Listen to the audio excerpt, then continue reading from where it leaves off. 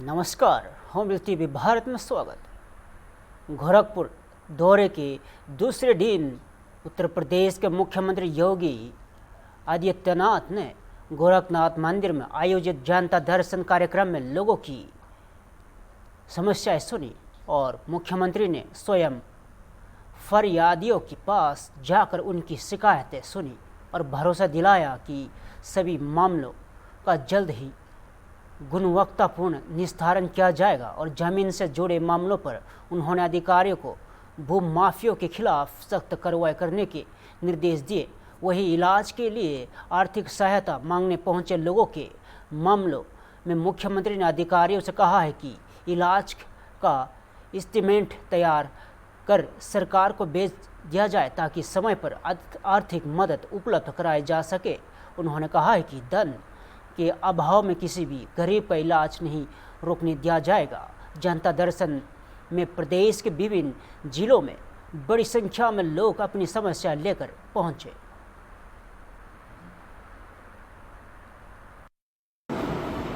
वाराणसी में, ठीक है ना, उपचार वहाँ कराओ, ठीक हो जाएगा, काम करवाना। और कब क्या है बताएं? नहीं तो जगह जब होगी तभी उस करेंगे। क्या किया है आपने? हैं? देखिए, B.Ed कर कहाँ से आए? अमरपत्रा से। हाँ ठीक। एक ही मामला है ना, पता एप्लीकेशन कहाँ से आए हैं, क्या मामला है?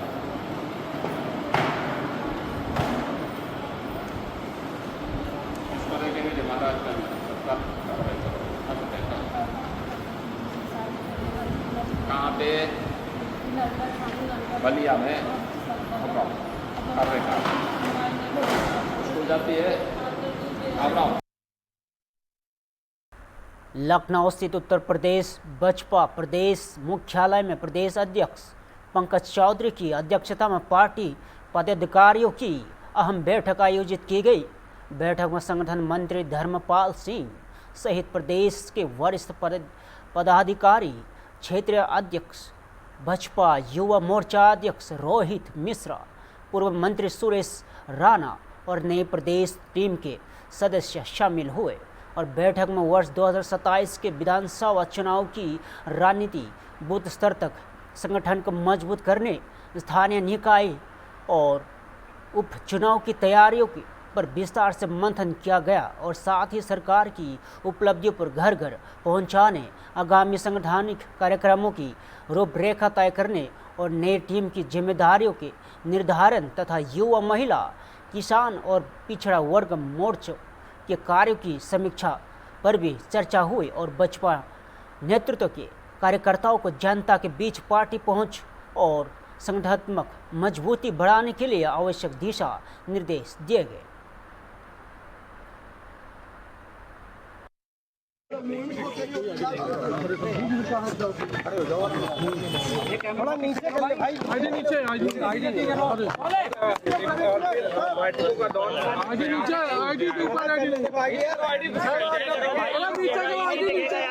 समय हो गया मुझे बैठक में जाना। नहीं, भारतीय जनता पार्टी में संगठन का काम निरंतर चलता है। भारतीय जनता पार्टी की बैठकें लगातार होती रहती हैं। आज भी उसी क्रम की बैठक है। भारतीय जनता पार्टी में संगठन का काम सतत चलता है। चरेवेती सतत चलने वाली पार्टी भारतीय जनता पार्टी है। इसलिए हमारे नेता भी लगातार रात दिन संगठन के काम को करते हैं और कार्यकर्ता भी लगातार संगठन के काम में देश सेवा प्रथम मान करके लगे रहते हैं। सर, एक छोटा सवाल है, मुख्यमंत्री जी कुशीनगर पहुंचे हैं, उन्होंने कहा है कि सपा के शासन में मंदिरों पे कब्जा रहता था। सपा के शासन में मंदिरों पर कब्जा करना आम बात थी। सपा के शासन में त्योहारों पर पथराव करना, विशेषकर हिंदू त्योहारों पर गुंडों का पथराव करना आम बात थी। सपा के शासन में महान संत रविदास जयंती जैसे कार्यक्रमों पर उनकी यात्राओं को रोकना आम बात थी। सपा की सरकार में कावड़ यात्रा में डीजे ना बजने देने की समाजवादी पार्टी के लोगों को जिद थी। कुल मिलाकर के सनातन के कामों में कैसे बाधा डाली जा सकती है, सनातन को मानने वाले लोगों के दिलों में कैसे कष्ट पहुंचाया जा सकता है, ये समाजवादी पार्टी सरकार के लोगों की प्राथमिकता रहती थी और इसीलिए उनका ये हाल हुआ है। ऐसे कई ऐसे कार्यक्रम होते हैं जो अभियान के रूप में लेकर के हम सभी लोग क्षेत्रों में अपने बूथ तक के स्तर तक में जाकर उसको पूरा करने का कार्य हम सभी कार्यकर्ता मिलकर, पदाधिकारी मिलकर के सब ये करते हैं। बस अभी बरसात का समय है, बहुत सारे अभियान हैं, उन्हीं की समीक्षा, बैठक, जिम्मेदारियां, यही सब कार्य है। और मेरे भाई कोई ऐसा नहीं है, हम सब लोग हमेशा यहाँ मिलते हैं और कभी बरसात में कभी किसी उस मौसम में हमेशा मिलते रहते, यही सब कार्यक्रम है और इन्हीं कार्यक्रम को लेकर हम सब लोग की बैठक बुलाई गई है।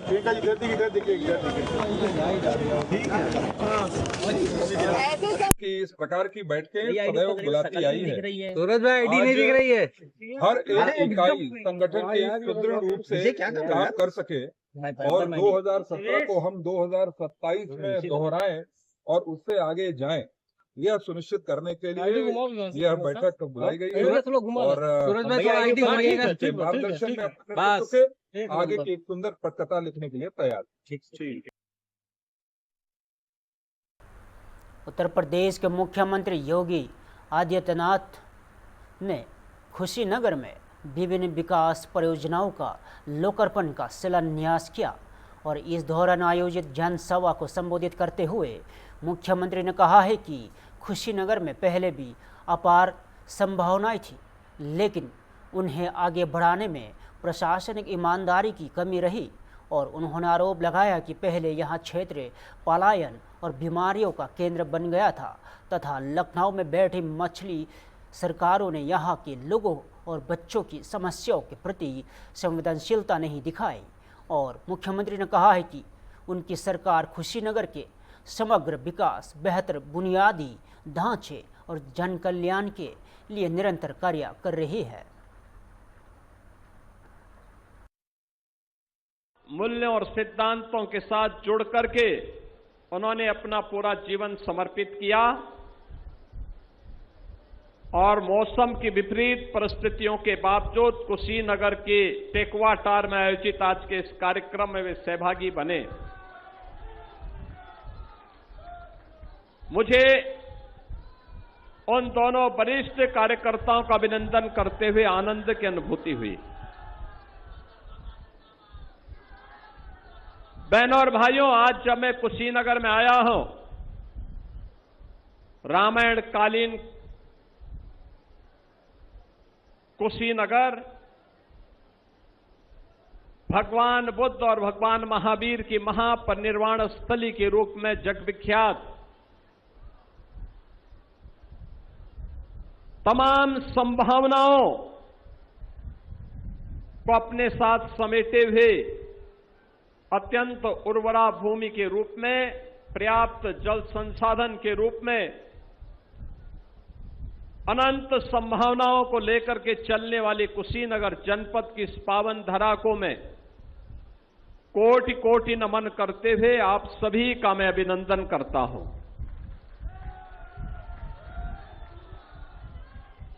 बहनों और भाइयों, कुशीनगर में संभावना पहले भी थी,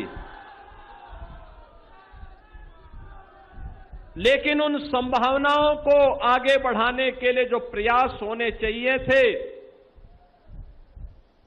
उस प्रयास के लिए शासन की ईमानदारी और उसकी इच्छा शक्ति हमेशा कमजोर दिखती थी।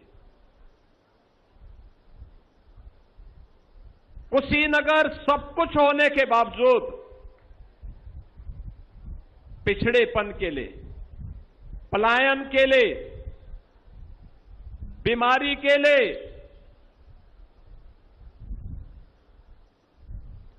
इन्हीं सब का एक केंद्र बनकर के रह गया था। मैं जब मंच पे आ रहा था तो मुझे 2 बच्चों का अन्नप्राशन कराने का अवसर प्राप्त हुआ और सभी लोग मेरे साथ जनप्रतिनिधि थे। जब हम लोग कार्यक्रम में आए उस समय दोनों बच्चे रो रहे थे। मैं जैसे उनके पास गया, उन्होंने रोना बंद किया और उसमें से एक बच्चे ने तो हंसना प्रारंभ कर दिया। अन्नप्राशन के बाद उन दोनों के मन में एक नई खुशी थी, एक नया विश्वास और एक नया उत्साह था। ये उत्साह अपने भविष्य के लिए भी और देश के लिए भी उनके मन में, जो भारत के भविष्य को स्वयं बनाने के लिए आज जन्म लिए हैं, उन बच्चों को देख करके मुझे बहुत आनंद की अनुभूति हो रही थी। जब वो हंस रहे थे, पहली बार अन्न ग्रहण किया और एक बच्चा तो मेरे गोद में आया, उसके बाद फिर वह अपनी मां के पास भी नहीं जा रहा था। तो ये सभी जनप्रतिनिधि और पदाधिकारी देख के हंसने लग गए कि देखो, मैंने कहा देखो, उसे वह आश्वस्त है इस बात को लेकर के कि डबल इंजन की भारतीय जनता पार्टी की सरकार ने उसके भविष्य को सुरक्षित किया है और भविष्य उसका सुरक्षित हुआ है। हमारा आज का बचपन सुरक्षित होगा तो देश का भविष्य सुरक्षित होगा। बहनों और भाइयों, यही सीजन हुआ। दिल्ली में केंद्रीय गृह मंत्री अमित शाह ने जयप्रकाश नारायण पब्लिक लाइब्रेरी का उद्घाटन किया।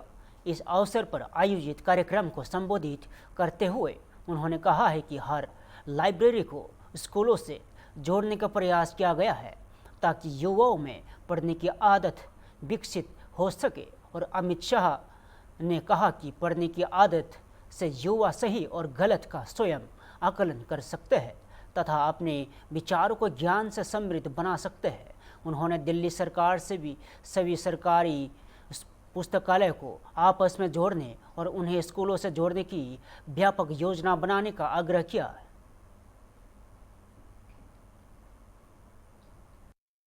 हमने हर पुस्तकालय को स्कूलों के साथ जोड़ने का प्रयास किया है। यहां पर भी जो ग्रंथपाल होंगे उसका मेरा आग्रह है कि दिल्ली की आसपास की 10 विधानसभाओं के सारे विद्यालय में आप संपर्क करिए, वहां के युवाओं को इसके साथ जोड़िए और उनको यहां आने की एक बार आदत डाल दीजिए। बाकी का काम तो पुस्तक खुद कर देगा। एक बार युवा पढ़ने की आदत बना लेता है तो अच्छे बुरे का निर्णय वो स्वयं कर लेगा, हमें कुछ करने की जरूरत नहीं पड़ती। पुस्तकालय हमारी रुचि के अनुरूप अगाध ज्ञान सागर में गोता लगाने का मौका भी देते हैं और सागर के नीचे पड़े मोती और रत्नों को चुनकर ऊपर लाने का साहस भी देता है।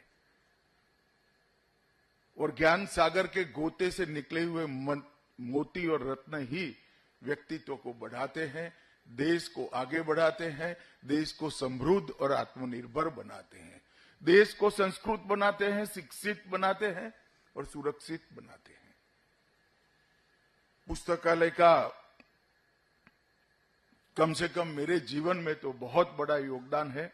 मैं युवाओं को निश्चित कहना चाहूंगा कि हम जो सोचते हैं, आपकी एक अवस्था होती है, उस अवस्था में जो सोचते हैं इसको संचित किए हुए ज्ञान से समृद्ध करिए।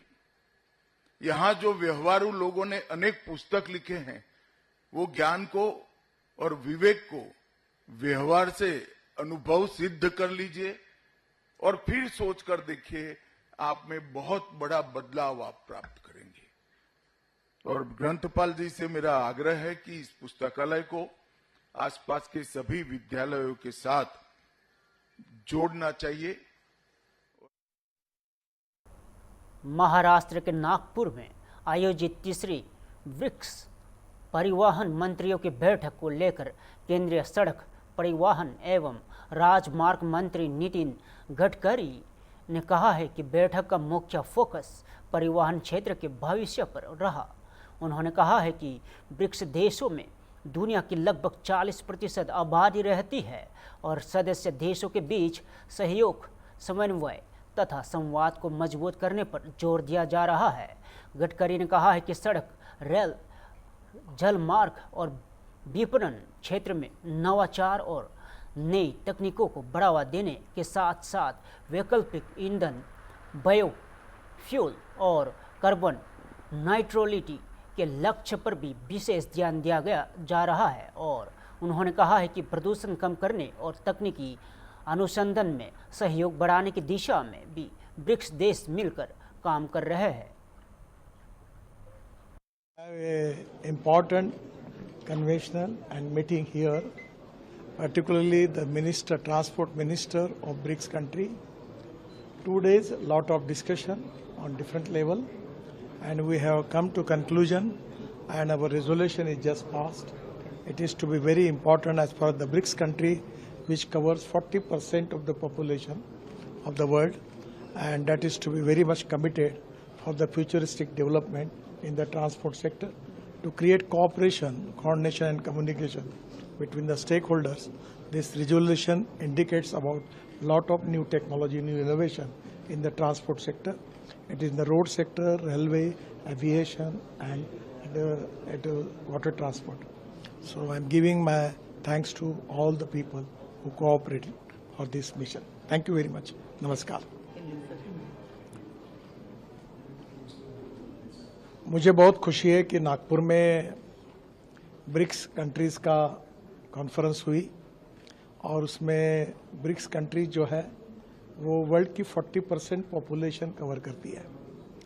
ट्रांसपोर्ट सेक्टर में विशेष रूप से हमारी रोड सेक्टर, रेलवे, जलमार्ग और एविएशन, एक क्षेत्र में कार्बन न्यूट्रल हम कैसे बने, अल्टरनेटिव और बायोफ्यूल का भी।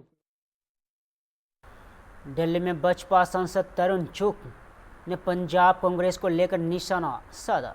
उन्होंने कहा है कि भूपेश बाघेल को बताना चाहिए कि पंजाब कांग्रेस में कथित जातिगत भेदभाव के मामलों में अब तक किसे दोषी ठहराया गया और उसके खिलाफ क्या कार्रवाई की गई।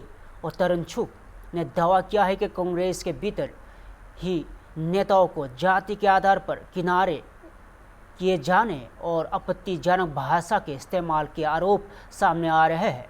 उन्होंने सवाल उठाया कि यदि पार्टी में सब कुछ ठीक है तो उसके नेता अलग अलग गुटों में क्यों बैठे हैं। बसपा सांसद ने कहा कि जिस पार्टी के नेताओं के बीच आपसी विश्वास नहीं है वह पंजाब को स्थिर नेतृत्व देने का दावा कैसे कर सकती है। ये बताएं कि पंजाब कांग्रेस में जाति के आधार पर नेताओं के साथ भेदभाव पर उन्होंने आज तक किस को दोषी देखा और उस पर कार्रवाई की। प्रदेश का पूर्व मुख्यमंत्री खुद कह रहा है कि कांग्रेस पार्टी में जाति के आधार पर कुछ नेताओं के साथ धक्का किया जा रहा, अपशब्दों का प्रयोग किया जा रहा। लेकिन कांग्रेस पार्टी ऐसे नेताओं पर कार्रवाई करने के बजाय एससी समाज के साथ धक्का करने वालों की शरणस्थली बन गई है। कोई कितनी भी सफाई दे, लेकिन कांग्रेस के अंदरूनी कलह और एससी नेताओं के साथ किए गए दुर्व्यवहार की कलह चरम सीमा की तक पहुंच चुकी है। अगर सब कुछ ठीक है तो बड़े बड़े नेता अलग अलग गुटों में बैठ के क्यों कर रहे हैं? कांग्रेस में हर दिन नया शक्ति संघर्ष और नई गुटबाजी सामने क्यों आ रही है? ये पार्टी अब जनता की नहीं, नेताओं की कुर्सी को बचाने की लड़ाई लड़ रही है। जिस दल के नेता एक दूसरे पर भरोसा नहीं करते, एक दूसरे पर जाति के आधार पर व्यवहार करते हैं, वो पंजाब को स्थिर नेतृत्व देने का दावा कैसे कर सकते हैं? जी सर, यही बात आपसे। हैदराबाद में केंद्रीय मंत्री अश्विनी वैष्णव ने कहा है कि प्रधानमंत्री नरेंद्र मोदी ने शहर को 3 high speed bullet train corridor की सौगात दी है जो क्षेत्र के विकास में अहम भूमिका निभाएंगे। उन्होंने कहा है कि पुणे हैदराबाद, हैदराबाद चेन्नई और Hyderabad Bengaluru high speed corridor Hyderabad को एक प्रमुख हाई स्पीड हब के रूप में विकसित करेंगे और पूरे क्षेत्र की अर्थव्यवस्था को आपस में जोड़ने में मदद करेंगे। अश्विनी वैष्णव ने कहा कि भारत सरकार के इलेक्ट्रॉनिक्स मैन्युफैक्चरिंग कार्यक्रम के तहत 100 से अधिक इलेक्ट्रॉनिक्स निर्माण कंपनियों को बढ़ावा दिया गया है, जिससे तेलंगाना को भी बड़ा लाभ मिला है। उन्होंने बताया कि रेलवे क्षेत्र में केंद्र सरकार तेलंगाना के 5.4 करोड़ का बजट उपलब्ध करा रही है, जिससे राज्य में व्यापक बदलाव देखने को मिल रहे हैं। Prime Minister Shri Narendra Modi ji has given 3 high-speed bullet train corridors to Hyderabad, to Telangana, which will totally change the landscape. If you see, from Pune to Hyderabad, from Hyderabad to Chennai, from Hyderabad to Bengaluru, this will become a major game changer for entire region, and Hyderabad will become the high-speed hub. Hyderabad to Amravati will become 70-minute journey. Hyderabad to Chennai will become a 3-hour journey. Hyderabad to Bengaluru will be 2 hour 35 minutes journey, 2.5 hours. Hyderabad to Pune will be 2 hours. Hyderabad to Mumbai will be just 2 hours and 50 minutes journey, 3 hours, less than 3 hours journey. This will totally change the landscape. It will bring huge amount of development. The economies of this entire region will become fully integrated. So you can have avaka in the morning, and by the time you come home, you can have food anywhere else and come back and do the work. It becomes totally changed. The integration brings huge multiplier impact. We have seen in other countries where the bullet train integration brought huge multiplier for the entire region. Similar thing will happen here. Simultaneously, more than 100 electronics manufacturing companies have been promoted under the electronics manufacturing programs of the Government of India, where Telangana has been a big beneficiary. One CFC, which is New Zealand के Auckland में प्रधानमंत्री नरेंद्र मोदी ने भारतीय समुदाय को संबोधित करते हुए कहा है कि न्यूजीलैंड एक अद्भुत देश है, जहां शांति, समृद्धि और समृद्ध संस्कृति विरासत का सुंदर संगम देखने को मिलता है। उन्होंने कहा है कि न्यूजीलैंड की सबसे बड़ी ताकत यहाँ के लोग हैं। प्रधानमंत्री ने कहा है कि भारत और न्यूजीलैंड के बीच गहरे सांस्कृतिक संबंधों की झलक यहाँ की सड़कों के नामों में भी दिखाई देती है। उन्होंने कहा है कि यहाँ खंडला और बॉम्बे हिल्स और कोलकाता स्ट्रीट और अमृतसर स्ट्रीट जैसे नाम दोनों देशों के ऐतिहासिक और सांस्कृतिक जुड़ाव को दर्शाते हैं।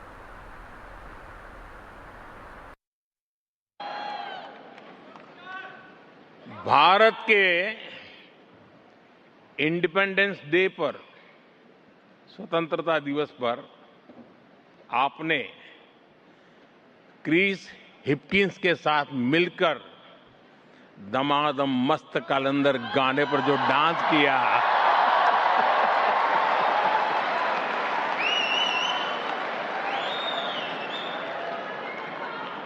वो काफी वायरल हुआ। आपके वो मुंह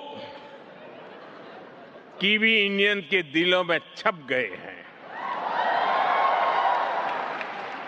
साथियों, न्यूजीलैंड वाकई एक अद्भुत देश है।